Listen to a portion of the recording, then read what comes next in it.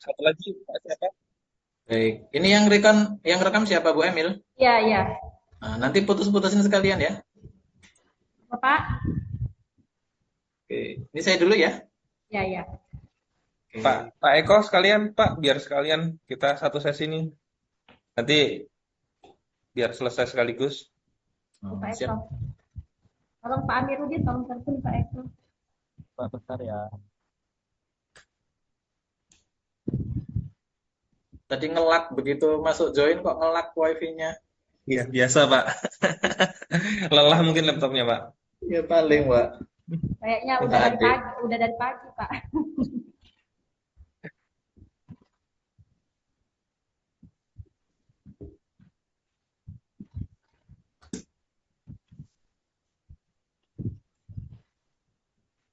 Tunggu Pak Eko sekaligus nanti kita akan satu sesi saja barengan Pak.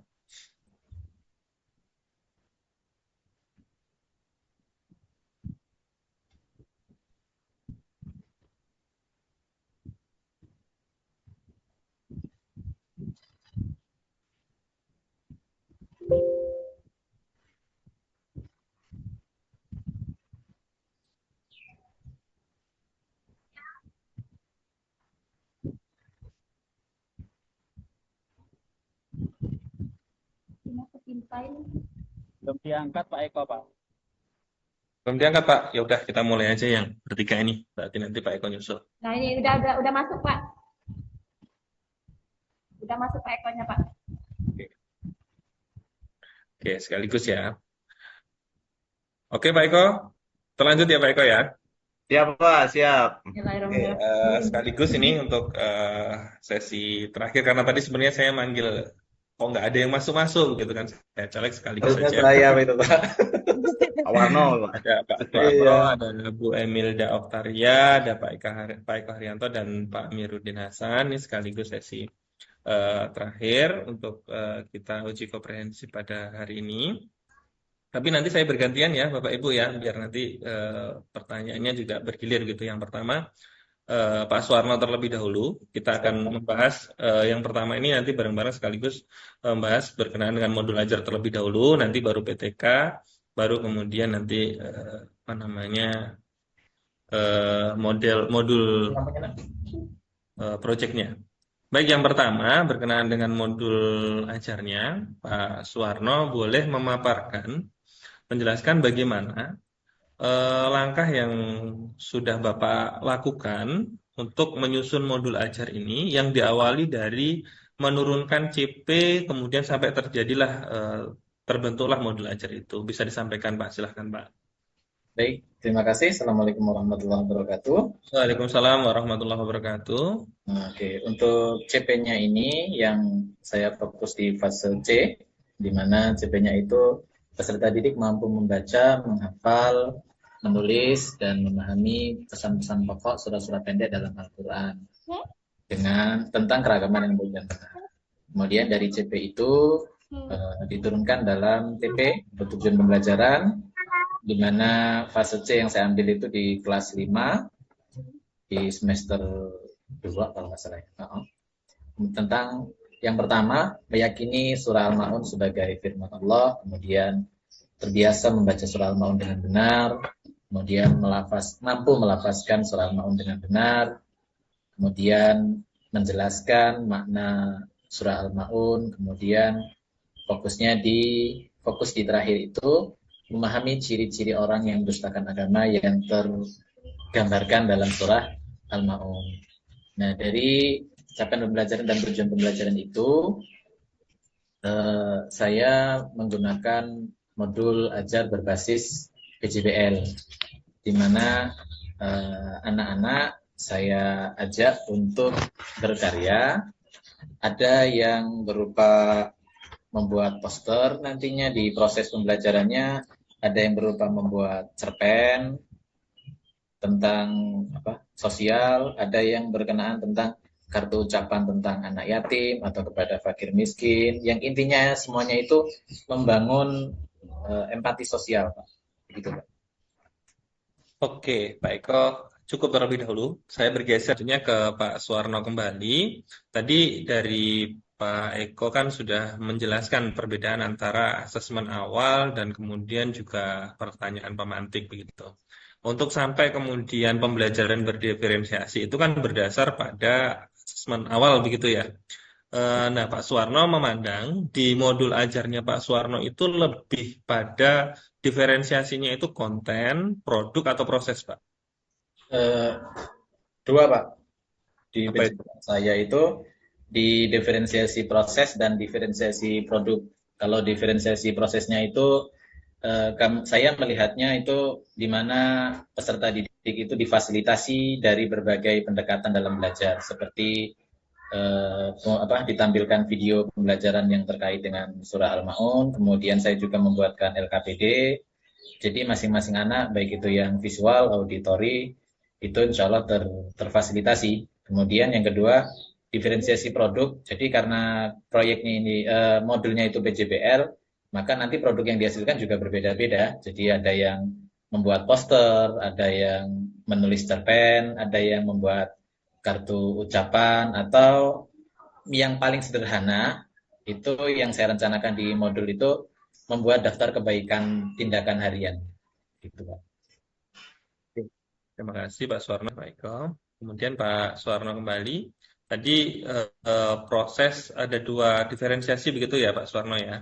Jadi, Pak, Proses dan produk begitu. Nah, sekarang yang ingin saya konfirmasi keselarasan antara diferensiasi itu dengan asesmen. Nah, asesmennya apakah kemudian Pak Suwarno sudah mempersiapkan untuk bisa mengukur diferensiasi yang tadi sudah Bapak sampaikan? insya Allah, Pak, saya sudah di LKPD, kok di LKPD lagi? Di mana? Di modul ajar itu sudah saya lampirkan juga form asesmennya. Jadi nanti bisa dilihat, dipetakan juga. Kemudian di LKPD digital juga saya juga melampirkan bentuk asesmen yang digunakan untuk mengukur masing-masing ketercapaian peserta didik itu. Karena kan antara yang membuat poster atau yang membuat cerpen atau yang membuat kartu ucapan kan jelas kaitannya penilaiannya beda-beda gitu. Oke Pak, kemudian Bu Eko, kemudian kembali lagi ke Pak Suwarno berkenaan dengan PTK Pak. PTK Pak Suwarno judulnya apa Pak? Penggunaan media interaktif berbasis digital untuk meningkatkan motivasi belajar siswa pada materi ciri pendusta agama dalam Quran Surah Al-Maun di kelas 5C SD Negeri 4 Metro Timur. Oke Pak Suwarno, tadi kan variabel yang ingin ditingkatkan adalah motivasi, begitu ya Pak ya? Oke, Pak, terus. Bagaimana cara Pak Suwarno mengukurnya? Menggunakan apa kira-kira nanti untuk mengukur motivasi anak?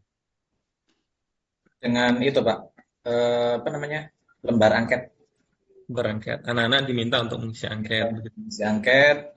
Jadi yang pertama angket. Jadi minatnya mereka itu kan saya waktu buat LKPD digital ini, sebelum buat LKPD digital, itu saya bertanya dulu, memberikan angket kepada anak, nanti dengan cara apa, mau di lab belajarnya atau di kelas seperti biasa. Kemudian setelah diberikan angket, saya juga melakukan observasi. Jadi di semester yang lalu, di waktu di kurikulum 2013, saya juga pernah sesekali mengajak mereka ke lab. Jadi kayaknya dari observasi singkat sederhana yang saya lakukan itu, anak-anak itu semangatnya lebih ketika mereka diajak ke belajar di lab gitu. Jadi kalau belajar di lab kan mereka pakai Chromebook, walaupun tidak memadai semuanya, jadi hanya satu Chromebook itu 2 anak, karena Chromebooknya kan terbatas, hanya sekitar 15 Chromebook, sedangkan peserta didik yang saya jadikan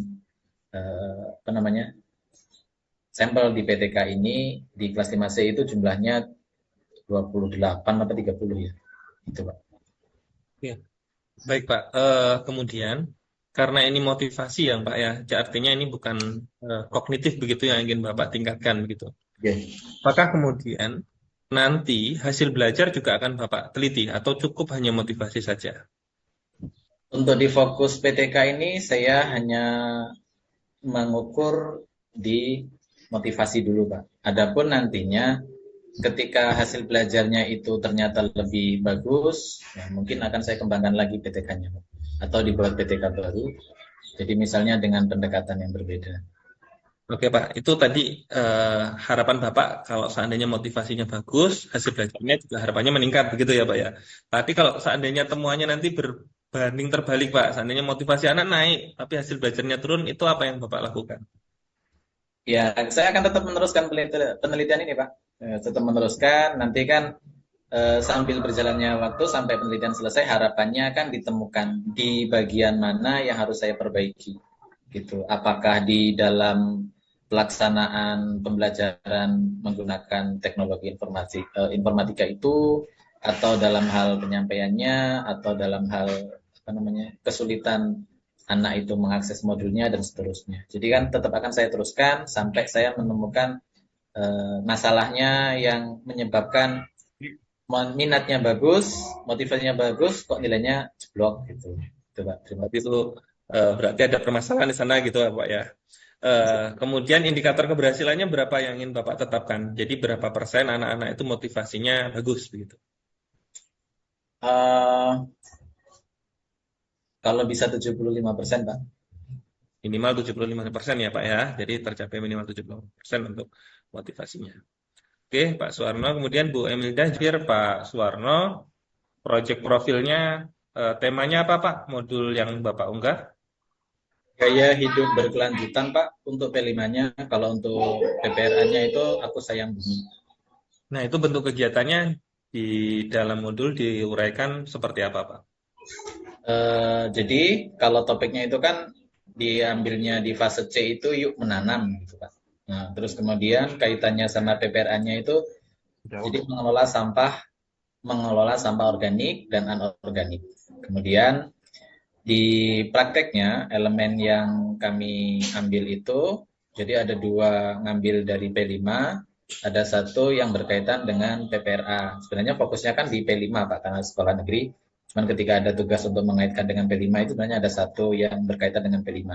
Jadi dua elemen yang P5 itu yang pertama kolaborasi dalam berkebun, kemudian yang kedua kemandirian dalam berkebun. Nah, yang sudah kami lakukan itu kami mengajak anak-anak fase C itu untuk berkunjung ke Balai Ketahanan Pangan dan Pertanian dan Perikanan, kalau nggak salah namanya BPI, yang di belakang, yang dekat sama apa namanya, rumah sakit Mardi.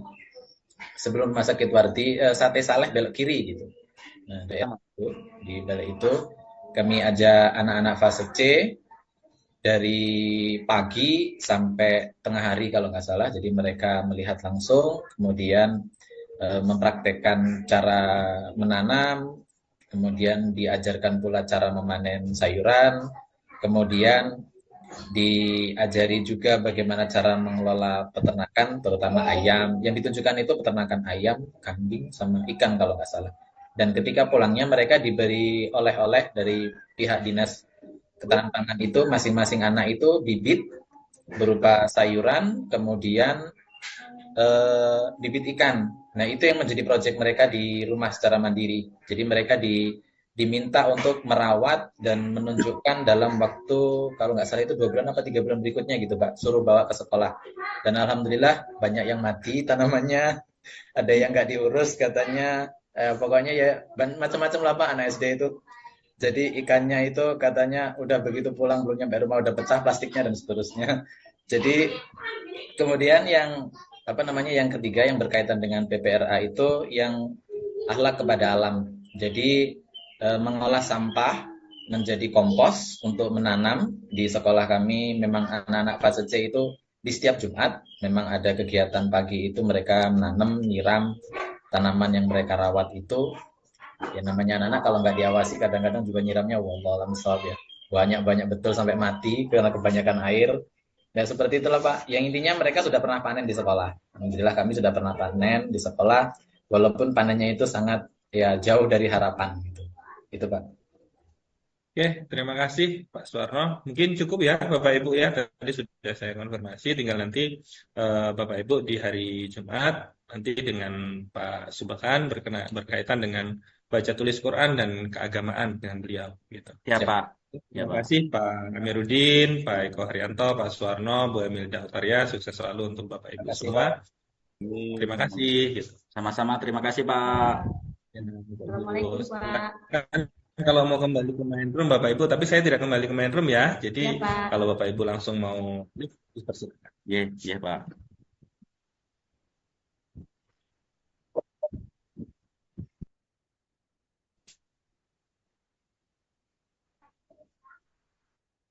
Ya Ya nggak usah, udah. nggak usah ditanyain lagi. Tuh, Pak Amir Nah, kok mulai rekaman. Apa, Pak Amir? Bapaknya nggak masuk, bapaknya langsung out. Mbak, oh, langsung out. Bu, saya mau nanya. Nggak boleh. Ini nomor apa? Nilai per Telepon, Pak.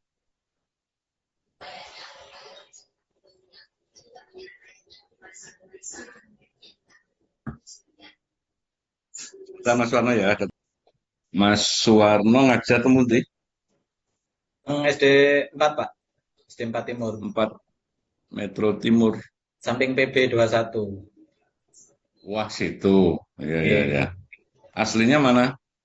Aslinya Tulang Bang Barat, Sa. Wih, loh, terus tinggal di Di sini di 38, Pak. Ngontrak di 38. 38 Maret, malah Eh, 38 sini toh. Nggih, kampus. 38 kampus 2. Nggih, terus. Oh, udah rumah situ. Masih ngontrak, Pak. Nah, loh, ini P3K apa PNS dan lagi? PNS. Eh? PNS, Pak. Alhamdulillah. Tahun piro? Angkatan tahun piro? 2019. Corona itu ya, pas angkatan Belum. rame-rame corona itu ya. Belum corona, Pak. 2019 ya. Lah ya, angkatan yang kayak wah gitu ya kayaknya ya. Habis Banyak saya. angkatan Habis saya banyak itu masih. kan. Nggih, Pak. Di IAIN barengan pas angkatan itu 19 kayak wah kan begini. Terus PAI semua ngajar ya. PAI, Pak. PAI. Dulu di IAIN apa dari UN? UIN Raden Intan, Pak. Udah tentang ke Pak Suwarno. Ini PAI. S1 ini PAI toh? J, Pak. Oh lah ya wis hafal ini. Pak Ya, Pak. ke apa Wadduha coba dihafalkan Mas.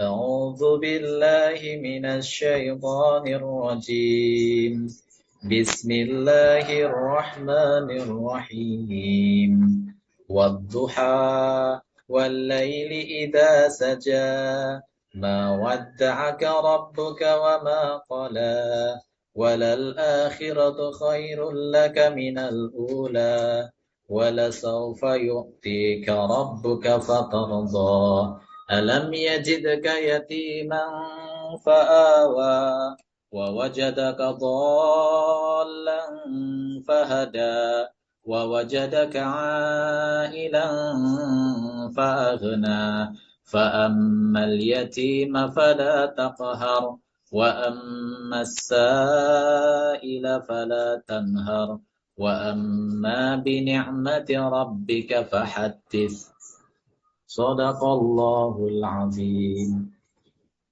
Bentar Mas, bentar ya.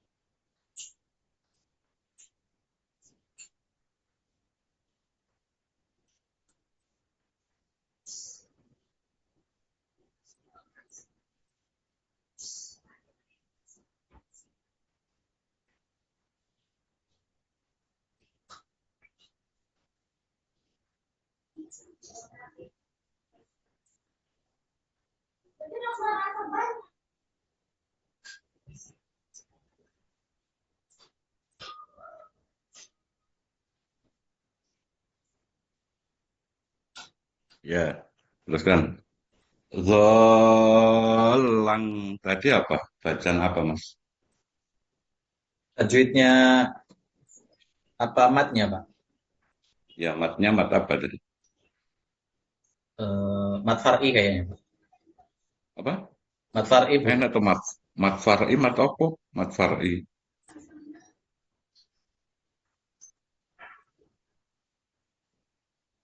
Bacaan Mat, dolang.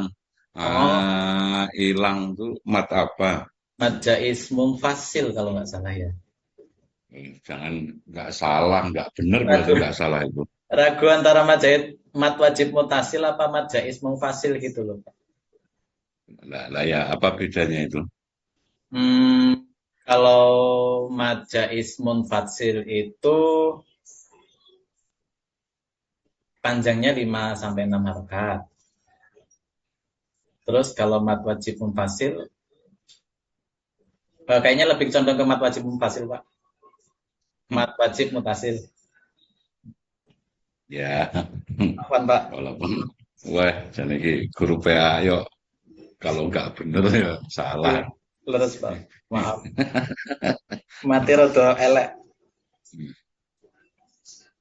Ya, kemudian zakat. Zakat itu apa, Mas?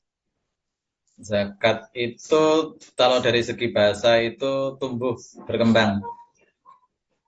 Kalau dari segi istilah itu pemberian harta, pengeluaran harta yang sudah ditentukan secara syariat mengenai batasannya, baik secara nisabnya maupun haulnya itu kalau zakat mal. Kalau zakat Ada kata-kata nisab. Nisab itu apa? nisab itu batas kepemilikan banyaknya harta ketika seorang itu wajib dizakati. Kalau haul. Haul itu lamanya kepemilikan harta seseorang sampai periode 1 tahun hijriah.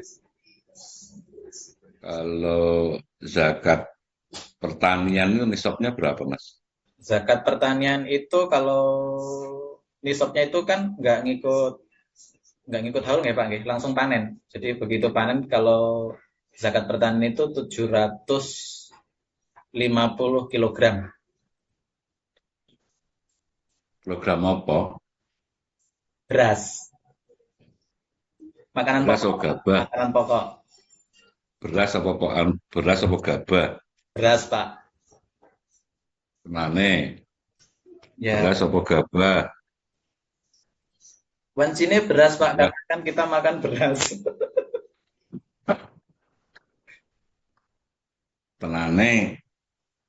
Lah katane lek panenan itu zakatnya setelah Mencapai panen. nisab. Nggih, ketika panen. Lah setelah panen, Nggih. setelah panen langsung dizakati apa langsung digiling masuk beras, beras. Langsung dizakati, Pak. Lah iya berarti gramnya kamu beras apa gabah? Bapak gabah. Oh, gabah. Ya lek samono kuwi ya enggak do zakat. Lek beras. Lah ya saton lek digiling kering dadi piro? Paling dadi 700 gram to ya. Lek digiling. Coba. Nah iya, enggak enak sing zakat ngene. Berapa persen zakatnya, Mas? Kalau gabah itu? Tergantung lahannya, Pak. Kalau dia diairi air hujan, maka zakatnya 10%. Kalau dia menggunakan irigasi dan dia harus modal, maka zakatnya 5%. Kalau emas, nisabnya berapa? 85 gram. Nisabnya 85 85. gram. Kalau sawit, Sawit itu ngikut harta kekayaan kalau nggak salah, Pak. nggak Apa itu? salah menjawab piye nggak harus terserah. Ragu. Kalau Jadi sawit, karet, kuwi apa? itu Ini pertanian loh, kuwi. pertanian. Tapi yang dizakati itu apa yang termasuk makanan pokok apa semua nggih Pak nggih? Ya malah tekok, ditekoki malah tekok. Iya, kayak sekarang ada fikih baru itu namanya zakat profesi. Jasa barang kan dizakati. Zakat profesi itu apa, Mas? Zakat dari hasil keahlian, Pak. Dari penghasilan, kemudian berdasarkan keahlian, kemudian ketika kita mendapatkan, maka dipotong zakatnya. Dikeluarkan zakatnya. Hmm, Itu nisabnya berapa? Nisabnya. Hmm, Nisabnya ngikut nisab emas, Pak. Nisab emas ya, berarti 85 Gram. gram. Kalau penghasilan gaji bulanan itu boleh dizakati tiap bulan? Enggak. Kalau dikalkulasikan perkiraan 1 tahun itu, 1 tahun hijriah itu nyampe ke nisab, 85 gram setara dengan 85 gram emas, ya insya Allah boleh, Pak. Dikeluarkan per bulan. Tapi dengan catatan kalau nisabnya dia harta dia itu ketika dikalkulasikan nanti misalnya dalam 1 tahun ke depan sampai nisab gitu. Jadi bisa dicicil pengeluarannya. Ya, kalau dicicil loh, maksudnya gimana itu? Enggak, Maksudnya, kalau tiap gajinya 15 juta, G, tanggungannya teteh mengek, resik 10 juta. J, Kalau dia zakat tiap bulan, berarti kan 10 juta itu. Kalau dinisbatkan dengan panenan, boleh enggak? Setiap panen, berarti setiap gajian berarti. Kalau ini pendapat Amin ya Pak, ya? Pendapat saya ya. Kalau zakat itu kan amal tahunan. Jadi kalau saya itu lebih, Gitu. kalau zakat itu kan amal tahunan. Zakat Terus apa tahunan? kan zakat fitrah maksudnya kan setiap tahun ada nisab, ada haulnya gitu loh Pak, kecuali panen. Nah kalau zakat profesi, kalau ngikutnya ke zakat profesi, berarti kan setiap kita dapat maka dikeluarkan zakatnya 2,5%. Nah, lah iya, boleh enggak kalau gaji resik awake dhewe iki gaji resik 10 juta J, tanpa wis dipotong kabeh. Kuwi J. zakat enggak kalau mau dikeluarkan tiap bulan? Boleh enggak? Kalau ngikut fikih kontemporer boleh Pak. Ukurannya apa berarti nisabnya apa? Kalau tiap Nisabnya pertanian Pak kalau nggak salah. Ngikut pertanian. kalau enggak salah terus jawab itu. Kalau enggak salah ya benar. Kalau Ragu enggak Pak. benar ya salah. Ngono. Ya, haji Mas. Haji itu apa? Haji itu berkunjung Pak. Haji Ke Baitullah. berkunjung. Haji Hajja Yahuju. Nah, ya, dalilnya haji apa Mas? Dalilnya haji. Watul hajja wal umrata lillah. Surat apa nih Pak? Eh, saya ingat-ingat dulu Pak. Bedanya haji dan umrah apa Mas? Kalau haji itu ada wukufnya Pak. Hmm, Kalau umroh kan tidak Terus? ada. Dan kalau haji itu di bulan atau di waktu yang sudah ditentukan. Kalau umroh kan boleh kapan saja. Gitu. Di puasa itu ada namanya kifarah. Apa ya Mas? Kifaroh itu denda Pak. Gaji kifarah. Lah ya apa? Denda apa Mas? Di puasa nggih. Jadi kalau seorang itu melanggar hubungan suami istri di bulan bersetubuh oleh suami istri di siang hari di bulan Ramadan, maka ketika selesai Ramadan dia harus berpuasa selama 2 bulan berturut-turut. Itu kifarahnya. Saya. Tadi pernah dengar asnaf samaniyah. Dereng Pak? Asnaf samaniyah. Belum. Kalau zakat itu diberikan kepada siapa? Oh, 8 asnaf. Ayo, asnaf samaniyah jenenge kuwi. Asnaf 8. Nggih. Apa itu? Anu dalilnya itu surat Taubah ayat berapa itu? Apa bunyinya gimana, Mas? Surat At-Taubah ayat 63 kalau saya nggak salah. 63 nggih. Surat At-Taubah ayat 63 Bunyinya apa? boten hafal, Pak. Bunyinya nggak hafal. Bunyinya nggak hafal. Innamas shadaqatu lil Fuqara'i wal masakina wa bani sabil. ini wa Amin. amilina 'alaiha wal mu'allafati qulubuhum wa fir riqab wal gharimin wa fi sabilillah wa ibnis Wa bani sabil. riqab itu artinya Mas. Orang yang terlilit hutang. Riqab Eh, kuwi gharim kuwi. Sing utang iki gharim lek riqab Ibnu Sabil itu beda.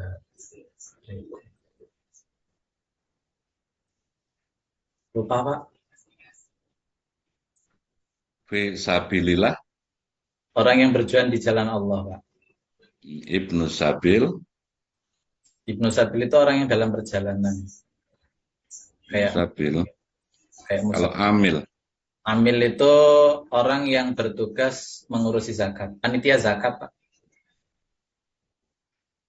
persyaratan amil apa Mas? Muslim, balik, terus Apa? Muslim, balik, mengerti tata cara penyaluran zakat, Pak. Mempunyai pengetahuan tentang zakat. Ya Mas, oke, terima kasih Mas ya. Kasih. Selanjutnya Mas, rumah Mas. Yuk.